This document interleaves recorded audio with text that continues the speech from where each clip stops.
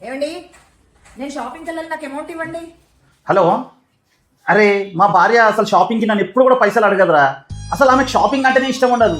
ఎప్పుడో ఒకసారి నేను రిక్వెస్ట్ చేస్తే షాపింగ్ చేసుకుంటారు తప్ప తనంతలో తను ఎప్పుడు కూడా చేసుకోదు. అండ్ ఇంకొకటి, ఇక మేకప్ అవి అంటవా, అసలు ఆమె దాని మీద అసలు ఇంట్రెస్టే చూపించదు తెలుసా.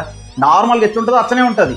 అట్లాంటి భార్యను పుట్టింటికి పంపించాలనే ఆలోచన కూడా నాకు ఎప్పుడు రాదు తెలుసా. మీ ఆవిడ అలా ఉండొచ్చు, కానీ అందరిని నువ్వు అట్లా జడ్జ్ చేయొద్దు తెలుసా. మా ఆవిడైతే బంగారం, నిజంగా అట్లాంటి భార్య దొరకడం నా అదృష్టం తెలుసా. సంధ్య ఆకలి అవుతుంది, లంచ్ రెడీయా?